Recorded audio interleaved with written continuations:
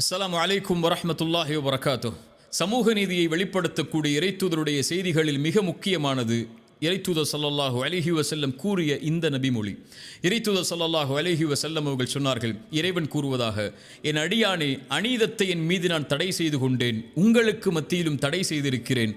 அதனால் உங்களில் ஒருவருக்கு ஒருவர் ஃபலா ததாலமு, அநீதம் செய்யாதீர்கள், அநீதம் செய்து கொள்ளாதீர்கள் என்று இறைவன் கூறுவதாக இறைத்தூதர் ஸல்லல்லாஹு அலைஹி வஸல்லம் அவர்கள் சொன்னார்கள். அநீதம் செய்வதை இறைவன் தனக்குத்தானே தடை செய்து கொண்டான். அநீதம் செய்வது அவனுடைய குணம் அல்ல. இரக்கத்தை இறைவன் தன் மீது கடமையாக்கிக் கொண்டான். நீதம் செலுத்துவதை தன் மீது இறைவன் கடமையாக்கிக் கொண்டான். அநீதம் செய்வதை இறைவன் தனக்கு தடை செய்து கொண்டான். ஒமா ரப்புக பிதல்லாமில் லில் அபீத், இறைமறை சொல்லுகிறது, அடியார்களுக்கு ஒருபோதும் இறைவன் அநீதம் செய்ய மாட்டான். மீண்டும் சொல்கிறேன், அடியார்களுக்கு ஒருபோதும் இறைவன் அநீதம் செய்ய மாட்டான்.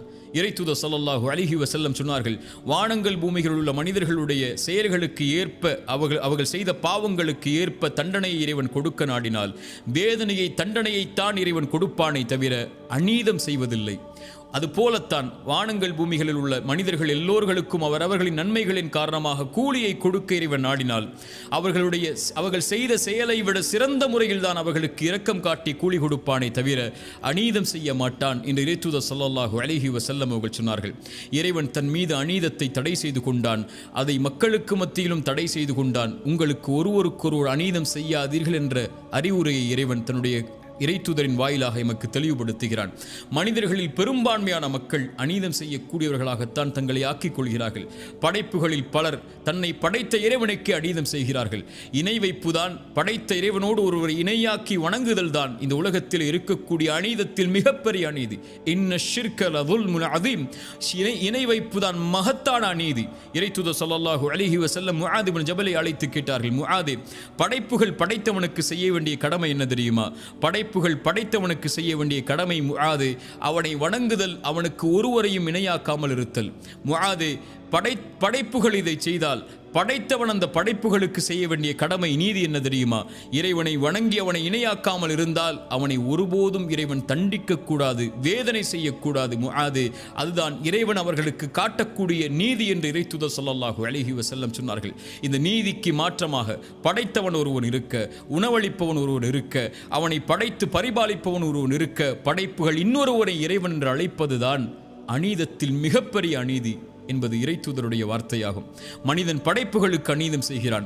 படைப்புகளில் பெற்றோர்களுக்கு மனிதன் அநீதம் செய்யக்கூடியவனாக இருக்கிறான். அவர்களுக்கு நடக்க வேண்டிய முறைக்கு மாற்றமாக நடந்து, மனைவி கணவனுக்கு, கணவன் மனைவிக்கு, பிள்ளைகள் பெற்றோர்களுக்கு, உறவுகளுக்கு, நண்பனுக்கு, அண்டை வீட்டாருக்கு, தன்னுடைய நெருக்கமானவர்களுக்கு, விலகி இருப்பவர்களுக்கு, பிரமதத்தார்களுக்கு, சகோதரர்களுக்கு என எல்லா தரப்பிலும் அநீதம் தான் இந்த உலகத்தில் மிகைத்திருப்பதை பார்க்க முடிகிறது.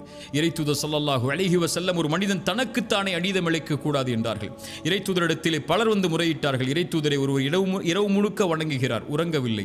ஒருவர் திருமணம் செய்யாமல் தன்னுடைய வாழ்க்கை முழுவதையும் வணக்க வழிபாட்டில் கழித்துக் கொண்டிருக்கிறார். ஒருவர் நோன்பை நோற்றுக் கொண்டு இருக்கிறார், பசித்து அவர் உணவை உண்ணாமல்.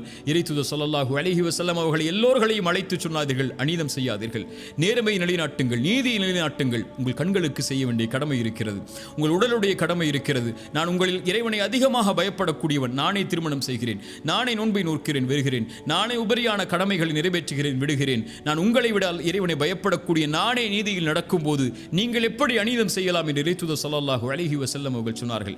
மனைவிக்கு அநீதம் செய்யக்கூடியவர்களை பார்க்கிறோம். இறைத்தூதர் ஸல்லல்லாஹு அலைஹி வஸல்லம் சொன்னார்கள், உங்களில் சிறந்தவர் உங்களுடைய குடும்பத்தாரிடத்திலே சிறந்தவர், நான் என் குடும்பத்தாரிடத்திலே சிறந்தவன். நீங்கள் இந்த உலகத்திலே சிறந்தவராக வாழ வேண்டும் என்றால் உங்களுடைய குடும்பத்தில் சிறந்தவராக வாழுங்கள், அதில் அநீதம் செய்து விடாதீர்கள் என்று இறைத்தூதர் ஸல்லல்லாஹு அலைஹி வஸல்லம் அவர்கள் சொன்னார்கள். ஒரு மனிதன் பிறருடைய பாவங்களை, பிறருக்கு பாவம் செய்வதன் மூலமாக, பிறருடைய உள்ளத்தை நோவினை செய்வதன் மூலமாக, பிறருடைய சொத்துக்களை சூறையாடுவதன் மூலமாக, பிறருடைய உரிமைகளை பறிப்பதன் மூலமாக ஒரு மனிதன் அநீதம் செய்து கொண்டிருக்கிறான். இவை அனைத்தையும் இறைத்தூதர் ஸல்லல்லாஹு அலைஹி வஸல்லம் தடை செய்தார்கள். இறைத்தூதர் ஸல்லல்லாஹு அலைஹி வஸல்லம் அவர்கள் சொன்னார்கள், முஆத் இப்னு ஜபலை யமன் தேசத்திற்கு அனுப்பும் போது மிக முக்கியமான செய்தி, இத்தகி தஅவத்தல் மதுலூம், முஆதே, அநீதம் செய்யப்பட்டவனுடைய பிரார்த்தனையை பயந்து கொள். ஒருவன் அநீதம் செய்யப்பட்டிருக்கிறான் என்றால் அவன் இறைவனை அழைத்தால் இறைவா என்ற ஒரு வார்த்தை போதும். அவனுக்கும் இறைவனுக்கும் இடையில் எந்த ஒரு திரையும் கிடையாது. அவன் கேட்டால் இறைவன் கொடுப்பான். அநீதம் செய்யப்பட்டவன் கரத்தை ஏந்தி விட்டால் போதும், அவ்வளவுதான். அநீதம் செய்தவன் அழிந்து விடுவான். இறைத்தூதர் ஸல்லல்லாஹு அலைஹி வஸல்லம் சொன்னார்கள், அநீதம் செய்பவனுக்கு இறைவன் அவகாசத்தை அளித்துக் கொண்டு